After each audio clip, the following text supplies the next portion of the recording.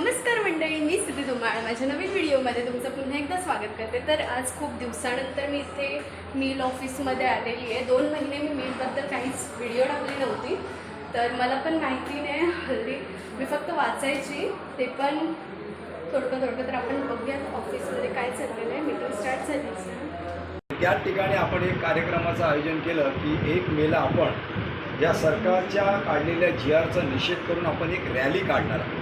तर रॅलीची घोषणा ही आपण कालच्या रविवारच्या मीटिंगमध्ये केलेलीच आहे। आपल्या सर्वांना ठाऊक आहे की सरकारने आपल्याला जेव्हा 1 ऑगस्ट रोजी माननीय मुख्यमंत्री यांनी आपल्याशी बैठक घेतली आणि या बैठकीमध्ये त्यांनी अशा पद्धतीने वक्तव्य केलं होतं की जागा मुंबईमध्ये नसल्याकारणाने आम्ही जिल्ह्याच्या ठिकाणी जी जागा उपलब्ध करतो आहे त्या ठिकाणी जर तुम्हाला घरं घ्यायची नसतील तर तुमच्याकरता आम्ही ऐच्छिक ठेवलेलं आहे, म्हणजे एक विकल्प ठेवलेला आहे की तुम्हाला जर ग्रामीण भागातलं घर नको हवं असेल तर तुम्हाला या ठिकाणी मुंबईच्या घराकरता यादीत प्रतीक्षेत राहावं लागेल।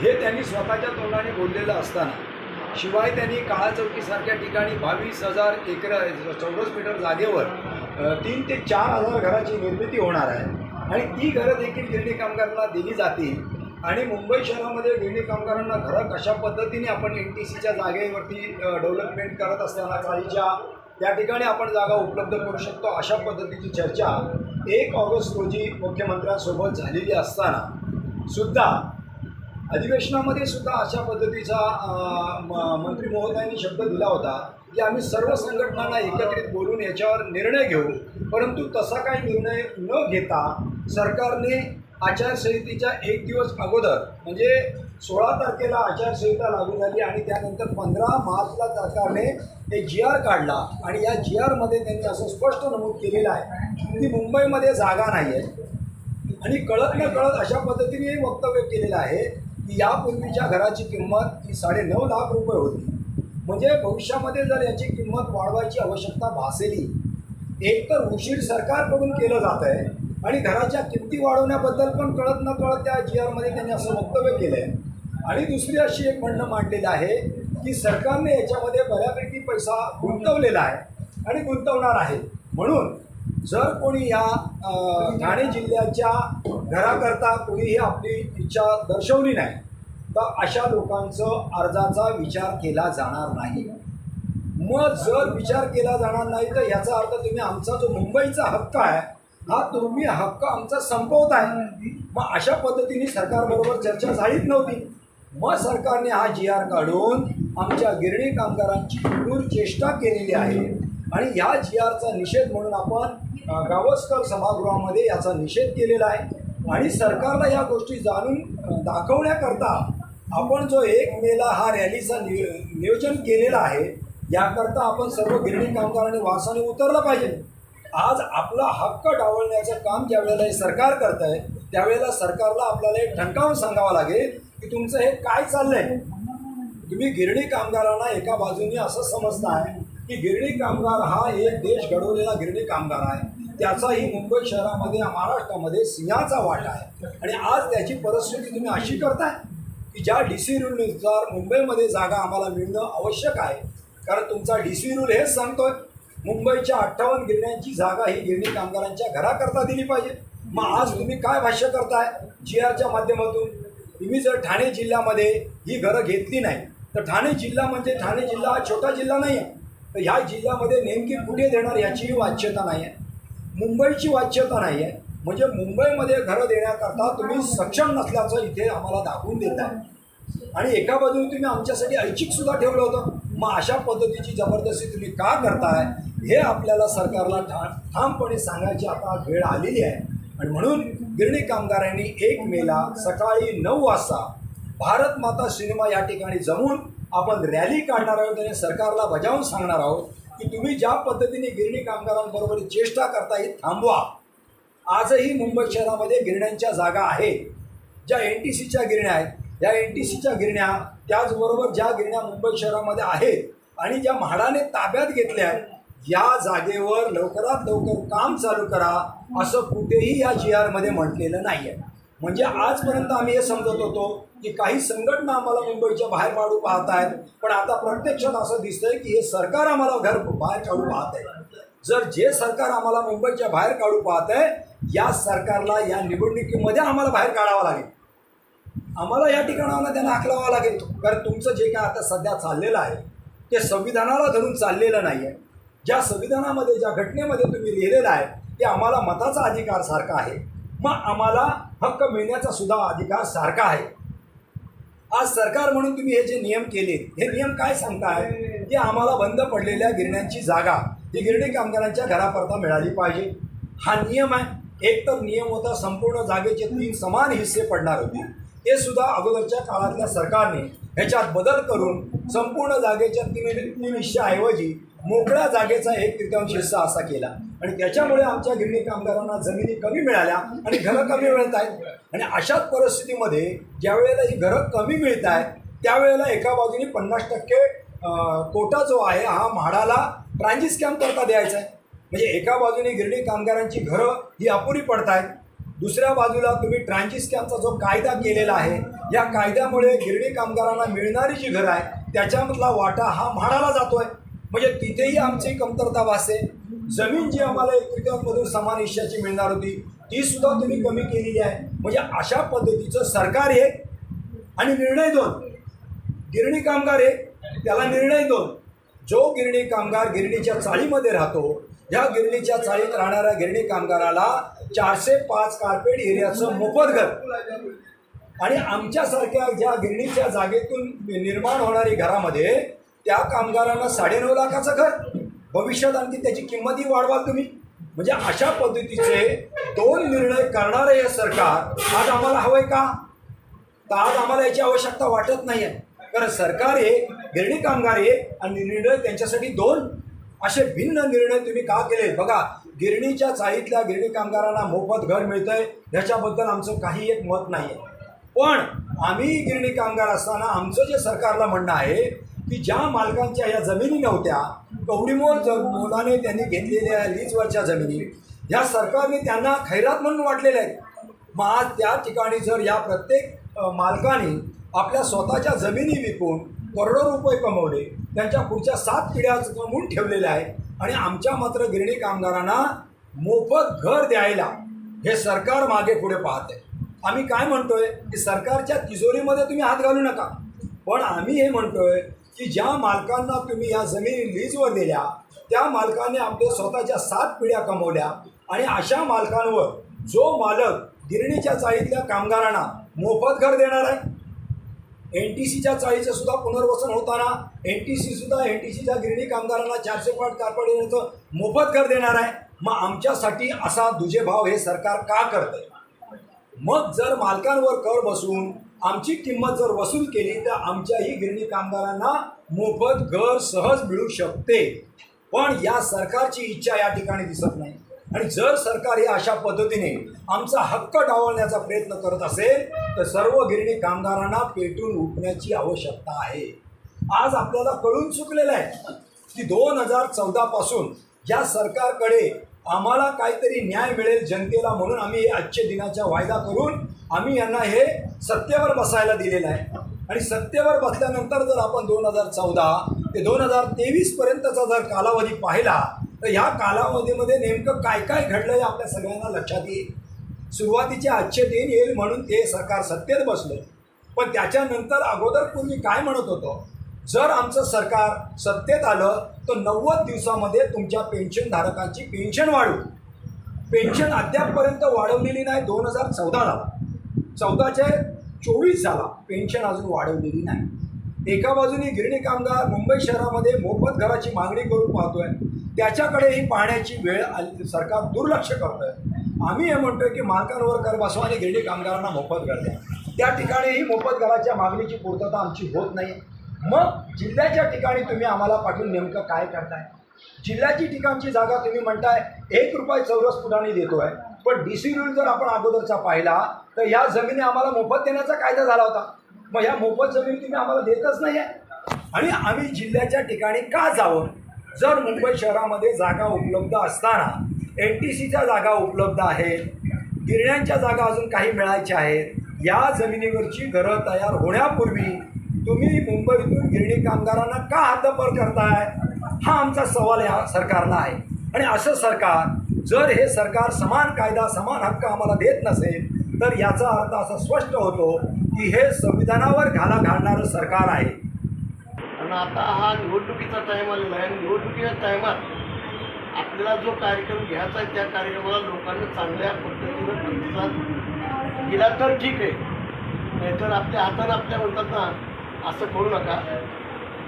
तारीख 1 मे कामगार दिनाची तारीख आहे आणि जमण्याचं ठिकाण भारत माता सिनेमा करोडच्या ठिकाणी, करोड स्टेशनजवळ आहे आणि भारत माता सिनेमाच्या बाजूला आपला तो कार्यक्रम होणार आहे. तर आपण मोर्चा काढणार आहे त्या ठिकाणी. तो मोर्चा आपला असा निघणार आहे तिथून करोडच्या महाराष्ट्र हायस्कूलच्या तिथून तो मोर्चा झाला. अशा पद्धतीने आपला तो नियोजन आहे. दुसरी गोष्ट अशी आहे की ज्या ज्या लोकांना ऑनलाईनचे फॉर्म भरलेत त्यांची काय प्रक्रिया कुणाची शिल्लक असेल ती तयारी करून घ्या. कारण काय अजून ते आपल्याला म्हणतात ना, आपलं तो हे म्हणायचं की सरकारनं अजूनही ते चालू ठेवलेले आणि आपल्याला जे काय आपली उणीव असेल, कुणाची सर्टिफिकेट असतील, कुणाची अनेक काय समजा अशा काही गोष्टी असतील त्या संदर्भात आपण आपला बाबा नंबर आला आहे का, ऑनलाईनची प्रक्रिया पुरी झाली आहे का, आपला नंबर त्यातमध्ये म्हणजे पात्र यादीमध्ये गेला आहे का. कारण आता जी यादी आहे ती पात्र यादी ही अपात्राची यादीच आपण तो छाननी करून तो भाग आपण जेव्हा तो ही केलेला आहे की ती मांडणी केली पण ते मानायला मानत नव्हते. बऱ्याचशा लोकांना 4-4 फॉर्म भरले आणि छाननी झाल्यामुळं जे म्हणजे त्यात बसत नव्हते असे कामगार बाद झालेले. जे गिरणी कामगार नसताना सुद्धा त्यांनी फॉर्म भरलेले आहे. गिरणी कामगार एक आहे, गिरणीमध्ये काम करतोय, त्याच्यावर मुलांनी 4 फॉर्म भरले. अशी काय प्रक्रिया झाली होती त्याच्यातून ते बाद झालेले. तो कामगार आता त्याचा मुलगा असेल तो चार म्हणजे दोघांनी आई मुलांना आणि वडिलांनी काम केले तर दोघांना नव्हतं. अशा पद्धतीनं होतं. पण आता काय झाले, जे गिरणी कामगार आहेत त्यांना मिळाले चान्स. ज्याने गिरणी कामगार नसून तो फॉर्म भरला मुलाला त्याच्या तो बाद झालेला आहे. आणि यामुळं आता काय झालं, आपली पात्र यादीमध्ये नावं गेलेली. मग आता मी पात्र झालो आहे का नाही, पण पात्र झाले असताना तुम्ही घरात बसून राहिला तर तुम्हाला पुढचं पाऊल टाकता येणार नाही. कारण काय आहे, माझा घराचा अधिकार माझ्या हातात आलेला आहे. आपण एक वेळ असं शेलार आशिष शेलारच्या घरावरची मोर्चा काढला तर मला कल्पना नसेल कोणाला, पण ती मला चांगली कल्पना आहे. त्यावेळेला आम्हाला पकडून आणि आम्ही तो बोलला होता की तुम्हाला आम्ही काय देणार, जे कार्ड म्हणतात ना आपला ID जसं आपल्याकडं सर्टिफिकेट असतं अशा पद्धतीनं ID द्यायचं. तरी कबूल केलं असताना त्याच्या घरावरती आमचा मोर्चा गेला होता. दादरच्या इथंच त्यांचं कार्यक्रम म्हणजे घर आहे त्याचं. तर तिथं गेला असताना तो बाहेर गेला, आम्हाला पकडून तिकडे नेलं. पण ती शेवटी त्यांना गिरणी कामगार हा कायदा काढून तो अंमलात आणतोय सरकार नाही. आपल्याला लढावं लागते आणि आपण ते लढून मिळवायचं आहे. तर हे जे आपल्याला त्यांनी JR काढला आहे आचारसंहितेच्या अगोदर 1 दिवस JR काढलेला आहे.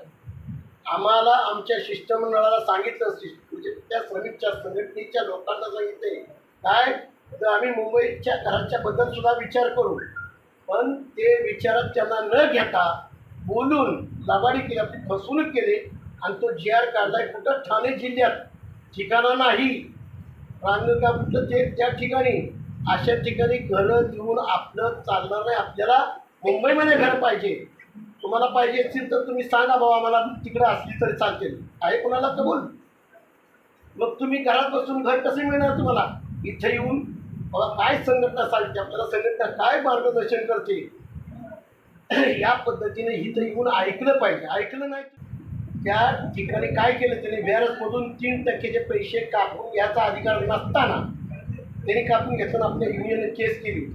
ते केसचा निकाल लागला असताना ते अपील करत राहिले. आज कोर्टानं सुद्धा सांगितलं बास करा. आता हे कामगार किती गेले म्हणजे 2003ची आमची मिल बंद होण्याची तारीख आहे आणि त्यावेळेपासून अजूनपर्यंत संघानं ते संघ आता काय बोलतोय घरं द्या आम्हाला.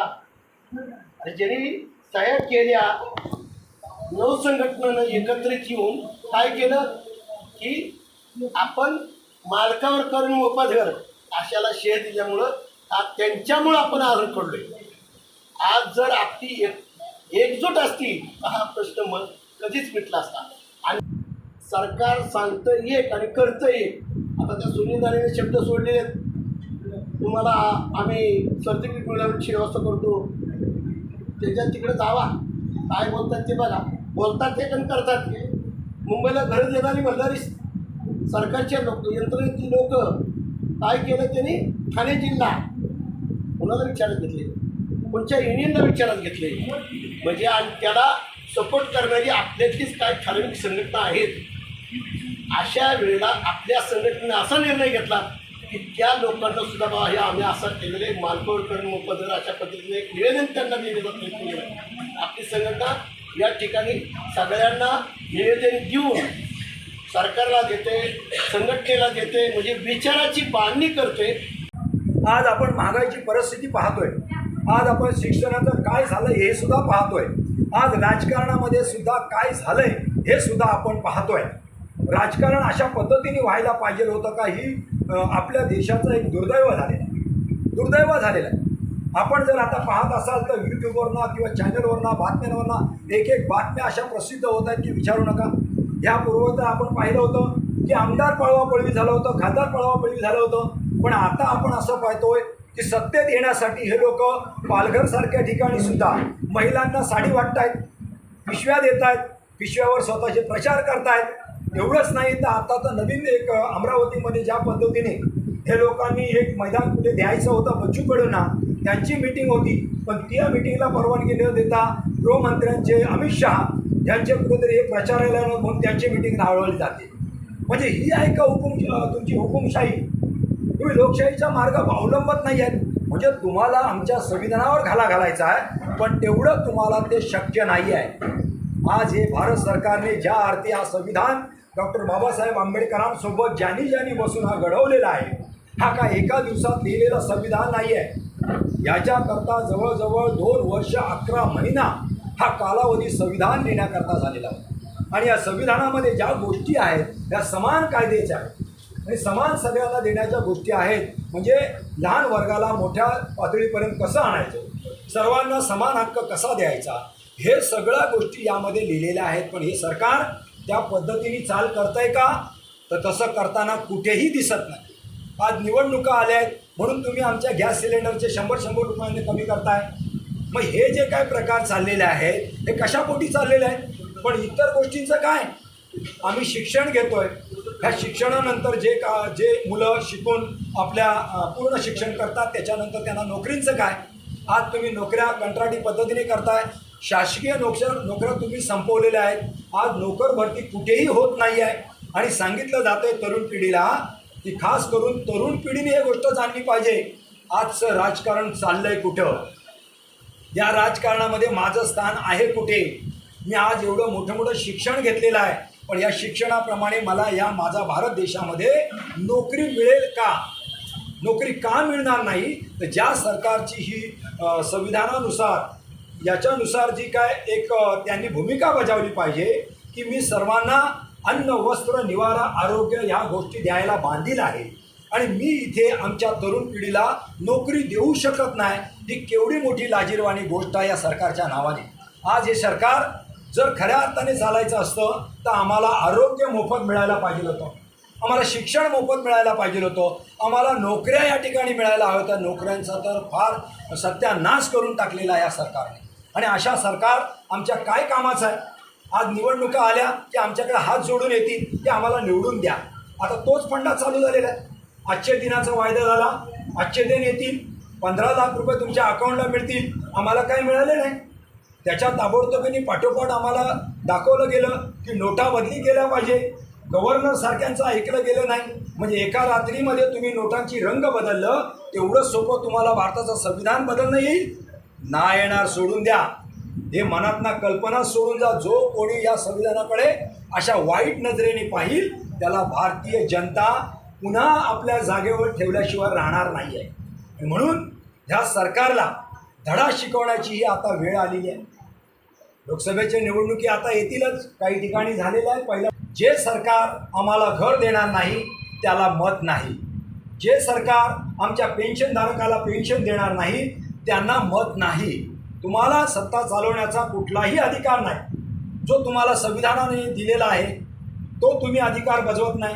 ज्या वेळेला तुम्ही पद ग्रहण करता त्यावेळेला शपथ घेता आणि सांगता मी सगळ्यांची समानतेने वागेन, मी सगळ्यांना समान वागवेन, पण समान वागवताना तुम्ही कुठेही दिसत नाही.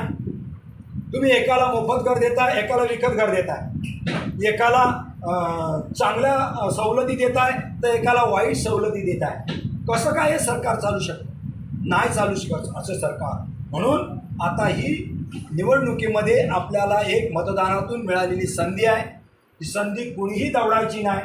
जर आपण खऱ्या अर्थाने या सरकारला, आता ही लढाई आपली निव्वळ सरकार म्हणून BJPशी नाही आहे किंवा मोदींशी नाही आहे, ही आपली संविधान टिकण्यासाठीची लढाई आहे.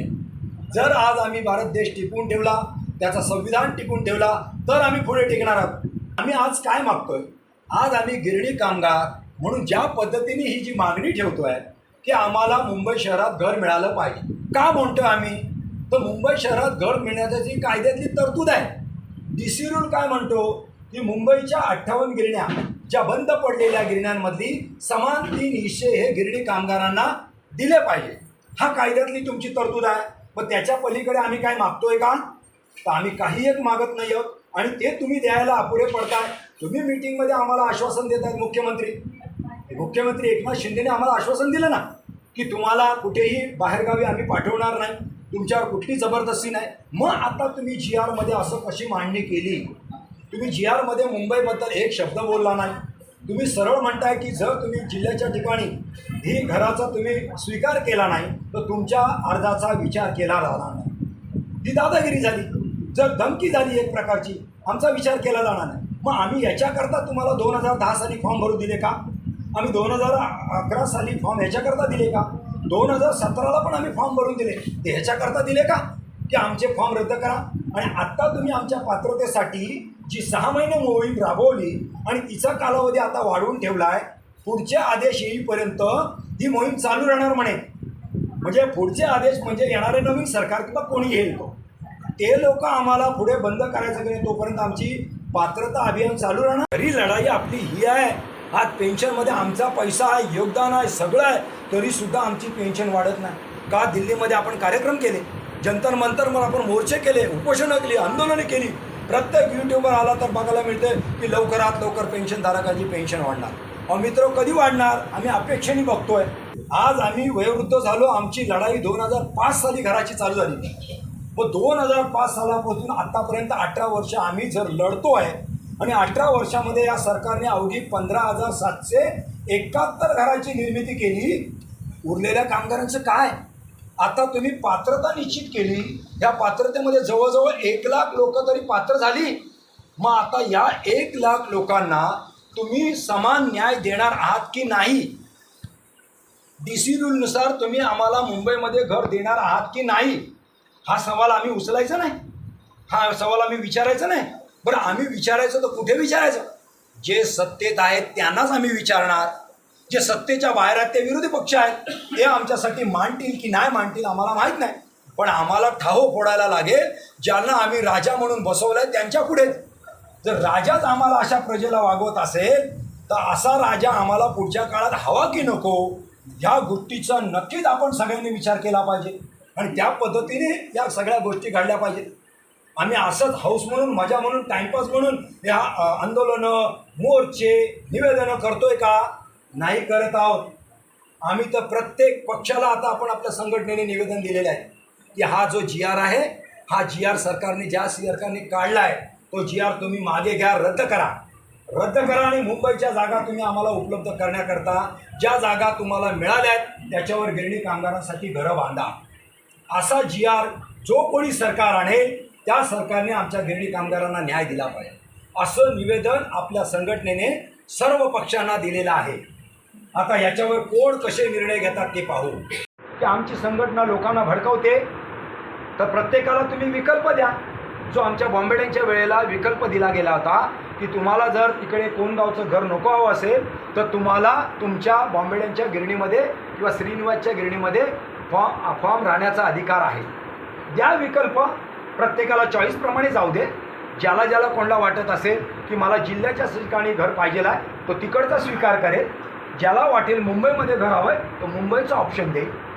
तुम्ही ते करत नाही. म्हणजे तुम्ही तुमची भूमिका कशी नरोवा कुंजवा, उडाला तर पक्षी बुडाला तर बेडू, ही तुम्ही सरकार म्हणून भूमिका घेताय. स्पष्ट मांडा की खरोखर तुमच्याकडे जागा नाही. पहिली मुंबईची जागा आहे ती आमच्या घरासाठी उपलब्ध करा. तिच्यावर पहिली आमची घरं, आमचा पहिला अधिकार तिथला आहे. तो तिथला जर तुम्हाला दिसत नसेल बाबा आता घराची जागा संपली, हे जेव्हा जाहीरपणे होईल त्यावेळेला पर्याय म्हणून आम्ही आमच्या जिल्ह्याच्या ठिकाणी स्वीकारू ना. तुम्ही द्याल तिथे. आमची घरं मुंबईत होत असताना, आमची जागा मुंबईत असताना आम्हाला अगोदरच तुम्ही मुंबईच्या बाहेर काढताय. हे सरकार म्हणून तुम्हाला शोभत नाही.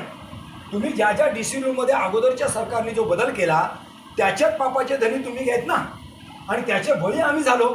जर आज तो DCUचा कायदा कायमस्वरूपी राहिला असता आणि संपूर्ण जागेचे समान 3 हिस्से पडले असते तर आज आमच्या सर्व गिरणी कामगारांची घरं मुंबईमध्ये झाली असती.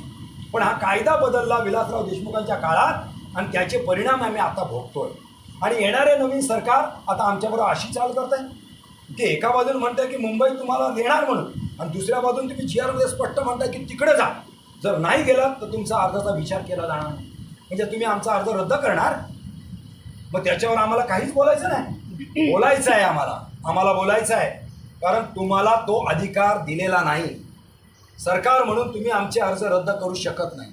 तुम्हाला ज्या DCUनुसार आमच्यासाठी जमीन उपलब्ध करायची आहे तिच्यासाठी प्रयत्न पहिलं करा आणि मग तुम्ही आम्हाला मुंबईच्या बाहेर हाकलवा.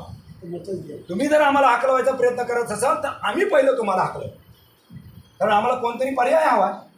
जो पर्याय आम्हाला येईल, जो आम्हाला मुंबईमध्ये टिकवेल. मुख्यमंत्री जे बोलतात ते करत नाही.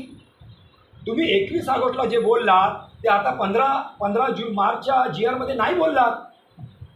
आमच्या समोर बैठक झाली ना. बैठकीला मी होतो, उदय भट होते, कॉम्रेड BK आमरे होते, हे सगळे आम्ही होतो आणि इतर संघटना सुद्धा होत्या. मग मला सांगा, ह्या सगळ्या संघटनेसमोर तुम्ही शब्द दिलात आणि आता तुम्ही अचानकपणे GRमध्ये शब्द बदलला. म्हणून आपलं म्हणणं आहे की हा GR मागे घ्या आणि रद्द करा. आणि याच्यात जो मुंबईचा कायदा बनला आहे त्याप्रमाणे आम्हाला जमीन कुठे कशी देणार हे GRमध्ये तरतूद करा. हेच सांगण्यासाठी आपण भारत माता सिनेमाजवळ सकाळी 9 वाजता आपण तिथे जमणार आहोत आणि तिथून आपली एक रॅली फिरवणार आहोत की आज गिरणी कामगार जिवंत आहे. त्या दिवशी आहे कामगार दिन, महाराष्ट्र दिन. याच गिरणी कामगारांनी संयुक्त महाराष्ट्राच्या लढ्यामध्ये सहभाग घेऊन ही मुंबई टिकवली. तोच हा गिरणी कामगार. हा देश घडवण्यामध्ये गिरणी कामगार जो आघाडी होता त्याच गिरणी कामगारांची आज आमच्या देशात काय परिस्थिती करून ठेवली हे आम्हाला दाखवायला तर लागणार. बाबा आजही गिरणी कामगार हा घरासाठी वनवन भटकतोय. आजही या गिरणी कामगारामधला पेन्शनधारक तो पेन्शनसाठी मागणी करतोय, पण सरकार मात्र या ठिकाणी कमी पडतोय. आम्ही नाही. आम्ही आमच्या जागेवर स्थिर आहोत. आम्ही निवेदनं देतोय, आम्ही मोर्चे करतोय, आंदोलनं करतोय, मागणी करतोय. कमी पडतोय ते सरकार. मग आम्हाला पुरं पडणारं सरकार आणायचं आहे. तुम्ही तिकडे भांडत बसा. तुम्ही भांडताय ते सत्तेसाठी, आम्ही भांडतोय ते न्यायासाठी. फरक हा आहे तुमच्यात आणि आमच्यातला. म्हणून मित्रो, 1 तारखेच्या तयारीने राहा. भारत माता सिनेमाजवळ आपण सर्वांनी अगत्याने त्या ठिकाणी उपस्थित राहा. आपली हजेरी दाखवा की मी आहे, मला मुंबईमध्ये घर मिळण्याचा अधिकार आहे आणि तो संविधानाने मला पूर्णपणे दिलेला आहे. आणि त्या पद्धतीने आपण सर्वांनी आलं पाहिजे. आणि येणाऱ्या निवडणुकीमध्ये सर्वांनी मतदान आवर्जून करा. कोणाला द्यायचं, काय द्यायचं ते तुमच्या समोर 14 ते 24चा कालावधी तुम्ही बघितलेला आहे. हे सांगण्याला काही गरज नाही. सगळे सुज्ञान आहेत. जगण्यासाठी संविधानाने जे अधिकार दिलेले आहेत, अन्न, वस्त्र, निवारा, आरोग्य, शिक्षण, ह्या गोष्टीला सरकार म्हणून सरकार बांधलेलं आहे. त्यांनी त्या व्यवस्था आम्हाला दिल्या पाहिजे. यासाठीचा आपला लढा आहे आणि आपला लढा आता भारताचं संविधान टिकवण्यासाठी आहे. तो आपण सर्वांनी जरूर बाजवा. ही पुन्हा एकदा मी विनंती करेन की आपण 1 मेला सर्वांनी 9 वाजता भारत माता सिनेमा या ठिकाणी जमायचं आहे आणि आपण आपलं मागणी त्या ठिकाणी व्यक्त करायचं आहे. एवढंच बोलून या ठिकाणी थांबतो. जय हिंद, जय महाराष्ट्र.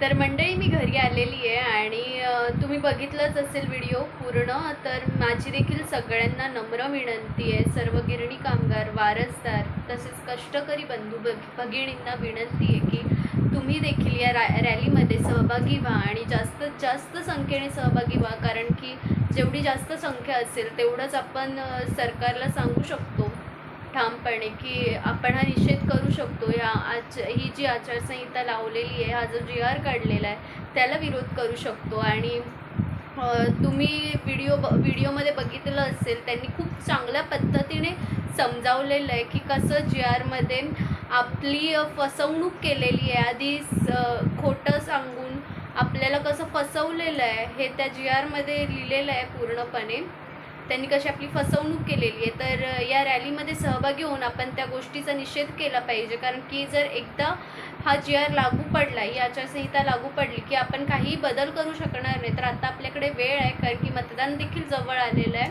तर आपण हे करू शकतो. आणि ही रॅली निघणार आहे 1 मेला.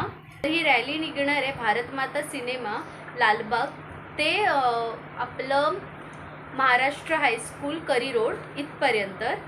तर या रॅलीमध्ये जास्तीत जास्त संख्येने हजर व्हा आणि या आचारसंहितेला आपण निषेध करूया, त्या कारणाने आपली लोकशाही आणि आपल्या संविधानाचं रक्षण होईल आणि आपल्यासाठी जे संविधान लिहिलं गेलेलं आहे, आपल्यासाठी जे कायदे आहेत त्यांचं देखील रक्षण होईल.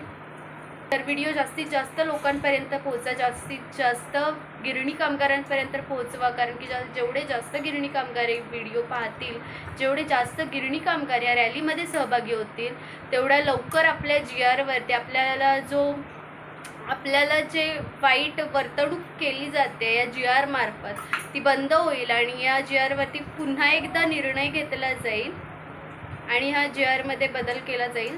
तर हो, 1 मेला सगळ्यांनी या रॅलीमध्ये सहभागी व्हा, उपस्थित व्हा.